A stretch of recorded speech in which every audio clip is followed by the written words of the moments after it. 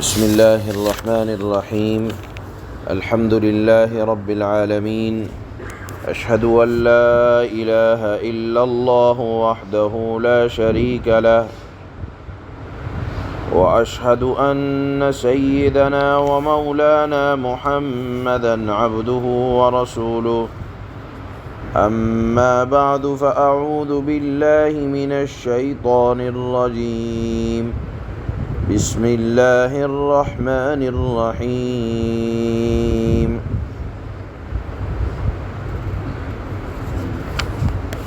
هل أتاك حديث ضيف إبراهيم المكرمين إذ دخلوا عليه فقالوا سلاما قال سلام قوم منكرون فراغ إلى أهله فجاء بعجل سمين فقربه إليهم قال ألا تأكلون فأوجس منهم خيفة قالوا لا تخف وبشروه بغلام عليم فأقبلت امرأته في صرة فصكت وجهها وقالت عجوز عقيم قالوا كذلك قال ربك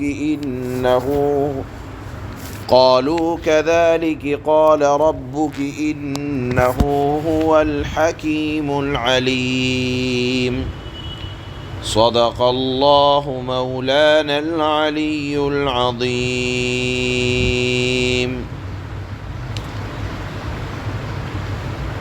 اللہ رب العزت والجلال نے قیامت کے منکروں کا انجام کیا ہوگا اس کو بھی گزشتہ آیات میں بیان کیا. اہل تقوی کا انجام کیا ہوگا، کس طرح نوازا جائے گا، اس کو بیان کرنے کے بعد اللہ رب العزت اب آگے آج کی ان آیات میں منکرین شریعت کو مزید متنبہ کرنے کے لیے، آگاہ کرنے کے لیے گزشتہ پیغمبروں کے کچھ واقعات، حالات اللہ بیان فرماتے ہیں. مقصد یہ ہے، یہ جتلانا چاہتے ہیں اللہ کہ آخرت میں اہل تقوی کے ساتھ جو ہوگا وہ تو ہوگا، لیکن اللہ کا معاملہ محسنین کے ساتھ، نیک کام کرنے والوں کے ساتھ دنیا میں کس طرح کا رہا اور جھٹلانے والوں کے ساتھ اللہ کا معاملہ دنیا میں کس طرح کا رہا. چنانچہ سب سے پہلے اللہ نے حضرت ابراہیم علیہ السلام کا قصہ آج کی آیات میں ارشاد فرمایا. یہ قصہ جو آج کی آیات میں آ رہا ہے اس سے پہلے بھی آ چکا ہے سورہ ہود میں، سورہ حجر میں. اس واقعے کا خلاصہ یہ ہے کہ حضرت ابراہیم علیہ السلام جب اب اپنے آبائی وطن سے ہجرت کر کے ملک شام آ گئے. حضرت ابراہیم علیہ السلام کی دو بیویاں تھیں، آپ جانتے ہوں گے. ایک کا نام حضرت حاجرہ علیہ السلام اور ایک کا نام تھا حضرت سارہ علیہ السلام. حضرت ابراہیم علیہ السلام کی عمر جب 86 سال کی تھی تو حضرت حاجرہ کے بطن سے حضرت اسماعیل کی ولادت ہوئی، اور ان کی جو دوسری بیوی تھی حضرت سارہ، وہ ان کے ہاں کوئی اولاد نہیں تھی.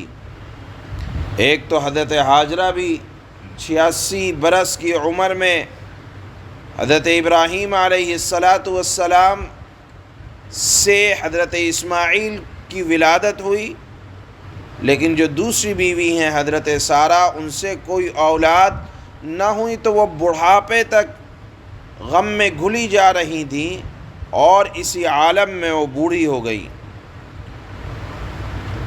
حضرت ابراہیم علیہ السلام کی ان بیوی کو، حضرت سارہ کو اولاد نہ ہونے کا غم برابر رہتا تھا۔ ایک روز حضرت ابراہیم، قرآن کی آیت سے ثابت ہے کہ ایک روز حضرت ابراہیم علیہ السلام اپنے خیمے کے دروازے پر بیٹھے تھے۔ دوپہر کے وقت دیکھا کہ مہمانوں کی صورت میں کچھ لوگ آ رہے ہیں۔ حضرت ابراہیم علیہ السلام کی عادت تھی کہ جب ان کے گھر کوئی مہمان آتا تو میزبانی کرنا یہ ان کی سنت تھی۔ اور ایک ہوتا ہے میزبانی کرنا، اور ایک یہ ہے کہ اپنے گھر کی سب سے بہترین چیز کھانے کی لا کر رکھ دینا۔ حضرت ابراہیم علیہ السلام نے جب دیکھا مہمان آ رہے ہیں تو ایک بچھڑا جو ان کے گھر میں بندھا ہوا تھا فوراً اس کو تیار کر کے بھون کر ذبح کر کے بھون کر لا کر مہمانوں کے سامنے رکھا۔ یہاں رک کر ایک بات سمجھ لیں کہ دیگر شریعتوں کے اندر ہماری شریعت یہ عین ملت ابراہیمی کے موافق ہے، یعنی حضرت ابراہیم علیہ السلام کو جو چیزیں پسند تھیں اللہ نے ان چیزوں کو امت محمدیہ کے اندر جاری فرمایا ہے، جیسے میزبانی کرنا، مہمان کا اکرام کرنا۔ یہ حضرت ابراہیم علیہ السلام کو اتنا پسند تھا کہ ان کے گھر میں جو سب سے اچھا سامان تھا اس کو ذبح کیا اور لا کر مہمانوں کے سامنے رکھا۔ اسی چیز کو اللہ کے نبی صلی اللہ علیہ وسلم نے اپنی امت کے لیے پسند فرمایا۔ ایک حدیث میں یہ آتا ہے اللہ کے نبی صلی اللہ علیہ وسلم نے ایک مرتبہ ارشاد فرمایا کہ جنت میں ایسے بالا خانے ہیں، یعنی رہنے کے لیے ایسے گھر ہیں جن کے اندر کا حصہ باہر سے اور باہر کا حصہ اندر سے نظر آتا ہے۔ حضرت ابو موسیٰ اشعری نے فرمایا کہ اللہ کے رسول یہ کن کے لیے ہوگا؟ اللہ کے نبی صلی اللہ علیہ وسلم نے ارشاد فرمایا کہ یہ گھر ان لوگوں کے لیے تیار ہیں جو نرم کلام کریں، یعنی گفتگو میں ایسا رویہ اختیار کریں جس سے دل موہ لیا جائے، بات کرنے میں ترش کلام نہ ہو، جب کوئی ان سے بات کرے تو بات کرنے والا ان کا گرویدہ ہو جائے، ایسی بات کرے، نرم کلام۔ اور پھر اللہ کے نبی نے فرمایا دوسری صفت یہ ہے جن کو یہ گھر دیے جائیں گے جو دوسروں کو کھانا کھلاتے اور پلاتے رہیں۔ اپنے لیے، اپنی اولاد کے لیے تو ہر کوئی کرتا ہے، دوسروں کو کھانا کھلانا، اکرام کرنا اتنا پسند ہے اللہ کے نبی کو کہ فرمایا کہ اللہ ایسے گھر دیں گے جن کی تفصیل یہ ہوئی۔ اور اسی طرح تیسری صفت اللہ کے نبی نے یہ فرمائی کہ جو لوگ راتوں میں عبادت کرنے، نماز پڑھنے کے عادی ہوں، اللہ پاک ان کو ایسے گھر عطا فرمائے گا۔ اسی طرح ایک اور حدیث کے اندر اللہ کے نبی نے فرمایا کہ دیکھو لوگوں کو کھانا کھلاتے رہو، صلہ رحمی کرتے رہو، سلام کیا کرو، اور جب لوگ راتوں میں اپنے بستر میں میٹھی نیند لے رہے ہوں اس وقت تم عبادت کرتے رہو تو جنت میں تم سلامتی کے ساتھ چلے جاؤ گے۔ یہ بیچ میں رک کر ایک بات یہ سمجھائی کہ جو چیز ملت ابراہیمی میں حضرت ابراہیم کو پسند تھی اللہ کے نبی صلی اللہ علیہ وسلم کو بھی پسند آئیں، اور اتنا اللہ نے اس کا درجہ بڑھا دیا، جیسے میں نے آپ کو بتلایا کہ کھانا کھلانا، مہمان کا اکرام کرنا اللہ کے نبی صلی اللہ علیہ وسلم کو بھی پسند تھا، اتنا پسند تھا کہ میں نے بتلایا کہ اگر یہ کام کرتے رہو گے تو اللہ کے نبی نے فرمایا کہ اللہ فرماتا ہے کہ تم جنت میں سلامتی سے چلے جاؤ گے۔ بہرحال یہ مہمان جب حضرت ابراہیم نے دیکھا کہ آ رہے ہیں، گھر کے اندر ایک بچھڑا بندھا تھا، اس کو ذبح کیا اور بہترین انداز میں کھانا لا کر اپنے مہمانوں کا اکرام کیا، لیکن مہمان ہیں کہ اس کی طرف ہاتھ نہیں بڑھا رہے ہیں۔ حضرت ابراہیم نے تو انتہا کر دی۔ اس زمانے میں یہ مشہور تھا کہ اگر کسی نے کسی کے گھر کا کھانا کھا لیا، جس کو ہماری زبان میں کہا جاتا ہے نمک حلالی، کہ اگر کوئی کسی کے گھر کا کھانا کھا لیا کرتا تھا، اس سے پھر کبھی زمانے میں دشمنی نہیں کرتا تھا، اور جس کو دشمنی کرنی ہوتی تھی وہ کسی کے گھر کا پانی نہیں پیتا تھا، کھانا نہیں کھاتا تھا۔ تو حضرت ابراہیم علیہ السلام نے دیکھا کہ یہ میرے گھر کھانا نہیں کھا رہے ہیں، تو دل میں ڈر یہ ہوا کہ شاید یہ میرے دشمن نہ ہو، کہ آئندہ میرے گھر کھانا نہیں کھا رہے ہیں، ہو سکتا ہے دشمنی کا ارادہ ہو۔ فکر ہوئی، فرشتوں نے فرمایا قالوا لا تخف، قالوا لا تخف، مت ڈرو، وبشروہ بغلام علیم۔ حضرت ابراہیم علیہ السلام کے ڈر کو جب محسوس کیا انہوں نے، تو فرشتوں نے کہا ہم تو فرشتے ہیں، ہمیں کھانا کھانے سے کوئی مطلب نہیں ہے، پھر آئے کیوں ہیں؟ آئے ہیں آپ کو ایک فرزند کی خوشخبری دینے کے لیے۔ وہ فرزند کیسا ہوگا؟ علیم ہوگا، یعنی صاحب علم ہوگا۔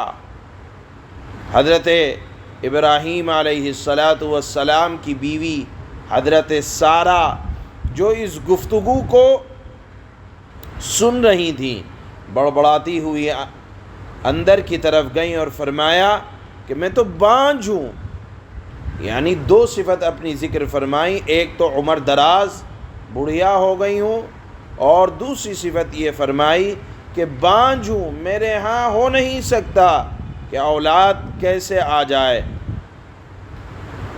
فرشتوں نے کہا کہ قالوا کذالک، یہ تو ہو کر رہے گا، آپ کے رب کا فیصلہ ہے، اور رب جانتا ہے کہ اولاد کیسے دینی ہے۔ چنانچہ روایات میں آتا ہے کہ حضرت سارہ کے ہاں حضرت اسحاق علیہ السلام اس وقت تشریف لائے جس وقت حضرت سارہ کی عمر 99 سال اور حضرت ابراہیم علیہ السلام کی عمر 100 سال تھی۔ اللہ نے اہل تقوی اور اہل محسنین کا اللہ نے کیسا خیال رکھا۔ اللہ آخرت میں جو اکرام کریں گے وہ کریں گے، لیکن دنیا میں بھی اللہ اہل تقوی کے ساتھ خاص رحم کا اور فضل کا معاملہ فرمایا کرتے ہیں۔ تو یہاں اللہ نے اس واقعے کو ذکر کرنے کے بعد یہی اس بات کی طرف توجہ دلائی کہ دیکھو کیسا معاملہ رہا میرا حضرت ابراہیم علیہ السلام کے ساتھ، کہ دنیا کے اسباب ختم، بڑھاپے کی دہلیز پہ قدم رکھا جا چکا ہے، لیکن اس کے باوجود اللہ نے 100 سال کی عمر میں حضرت ابراہیم کو حضرت اسحاق علیہ السلام عطا فرمائے۔ یہاں رک کر ایک بات اور سمجھ لینی چاہیے، وہ یہ کہ دیکھیے حضرت ابراہیم علیہ السلام کے ہاں مہمان آئے تو حضرت ابراہیم نے یہ نہیں پوچھا کھانا کھاؤ گے، چائے پیو گے، بلکہ پوچھے بغیر گئے اور جا کر میزبانی کا انتظام فرمایا۔ تو مہمان کے اکرام میں یہ بات داخل ہے کہ پوچھنا نہیں چاہیے، آیا ہے آپ کے گھر پہ تو اکرام کرو، پوچھ کے نہیں کہ کھانا کھاؤ گے، پانی پیو گے۔ دوسری بات کہ یہاں میں آیت میں پڑھوں گا، ترجمہ کروں گا، تو یہ بات آتی ہے کہ وہ اپنے گھر اندر گھر کے مہمانوں کو بٹھانے کے بعد چپکے سے گئے، یعنی میزبانی کا انتظام اس طرح فرمایا کہ مہمان اپنے اعتبار سے کہ مہمانوں کو اس کا احساس نہ ہو کہ ہمارے آنے سے یہ پریشان ہو رہا ہے آدمی، بلکہ اس طرح اکرام کرنا چاہیے، مہمان کا اکرام، میزبانی کا انتظام اس طرح کرنا چاہیے چپکے چپکے کہ مہمان کو پتہ بھی نہ چلے کہ ہمارے لیے کیا انتظام ہو رہا ہے۔ ایک بات یہ ادب ہے۔ دوسری بات یہ ہے کہ فَقَرَّبَهُ إِلَيْهِمْ، کھانا مہمانوں کے پاس لانا چاہیے۔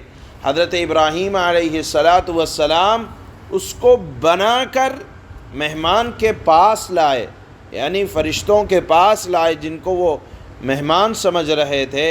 یہ بھی ایک اکرام ہے کہ قریب لانا چاہیے کھانے کو، ان کو اٹھا کر نہیں لے جانا چاہیے کہ چلیں آ جائیں کھانا کھا لیں، نہیں، ان کے پاس لائیں تاکہ بے تکلفی رہے اور مہمان کو ایسا نہ لگے کہ ہم کوئی کھانے کے محتاج ہیں۔ اسی طرح جب کھانا آ جائے تو ایک دو مرتبہ یہ کہیں کہ آپ تو کچھ نہیں کھا رہے، جس طرح حضرت ابراہیم نے اپنے مہمانوں سے کہا قال الا تأکلون، آپ کھاتے کیوں نہیں؟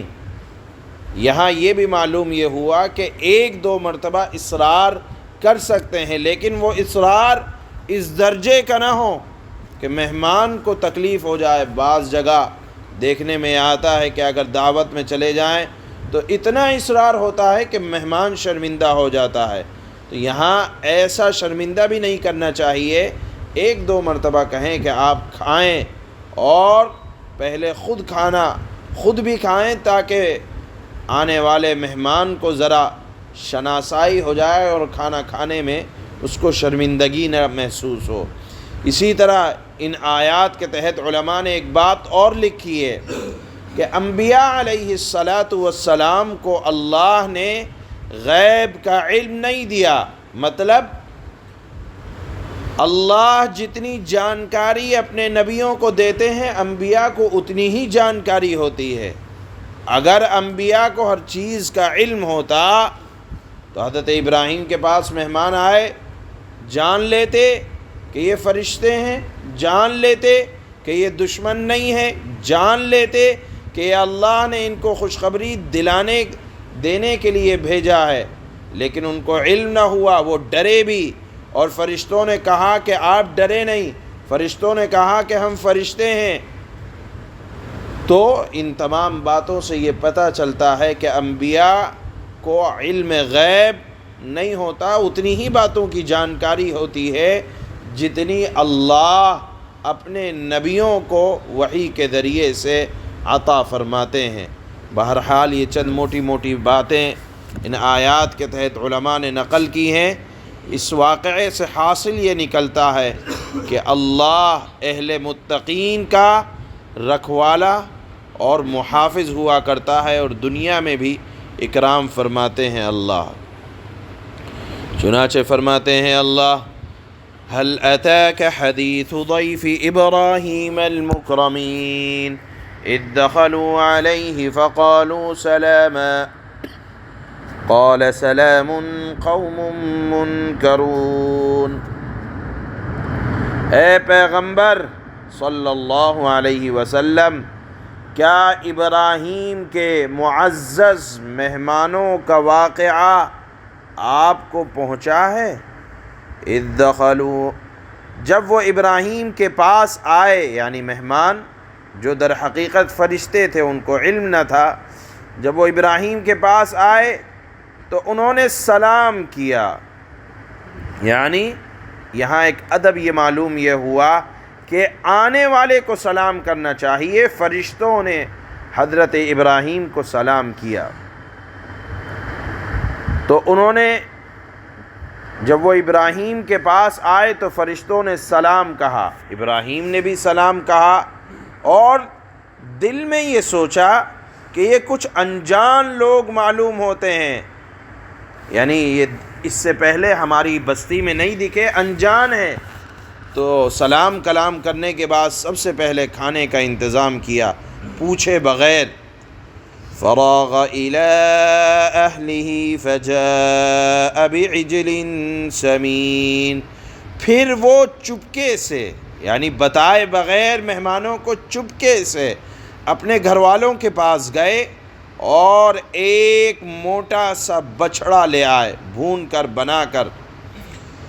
فَقَرَّبَهُ إِلَيْهِمْ قَالَ أَلَا تَأْكُلُونَ، اور اس بچڑے کو، بھنے ہوئے جانور کو مہمانوں کے سامنے لا رکھا. یعنی مہمان کو کھانے کے پاس نہیں لے گئے، کھانے کو مہمان کے پاس لائے. یہ بھی ایک ادب ہے اکرام کا. کہنے لگے کیا آپ لوگ کھاتے نہیں ہو؟ فَأَوْجَسَ مِنْهُمْ خِيفَةً قَالُوا لَا تَخَفْ وَبَشَّرُوهُ بِغُلَامٍ عَلِيمٍ.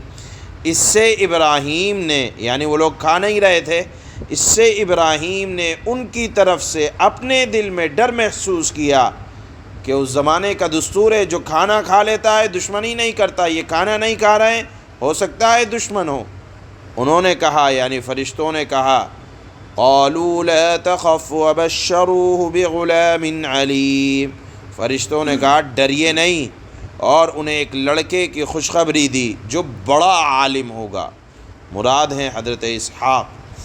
فأقبلت امرأته في صرة فصكت وجهها وقالت عجوز عقيم. جب یہ خوشخبری دی اس پر ان کی بیوی زور سے بولتی ہوئی آئیں اور انہوں نے اپنے چہرہ پیٹ لیا، یعنی جس طرح ماتھے پر ہاتھ مارتے ہیں اس طرح ان کی بیوی حضرت سارہ نے اپنے ماتھے پر ہاتھ مارا اور کہنے لگی کیا ایک بانجھ بڑھیا بچہ جنے گی؟ یعنی یہ تو ناممکنات میں سے ہے. قالوا كذلك قال ربك انه هو الحكيم العليم. مہمانوں نے کہا تمہارے پروردگار نے ایسا ہی فرمایا ہے. جب پروردگار نے فرما دیا تو پروردگار کے لیے کچھ مشکل نہیں ہے. یقین جانو وہی ہے، یعنی اللہ ہی ہے جو بڑی حکمت کا اور بڑے علم کا مالک ہے. سبحان اللہ.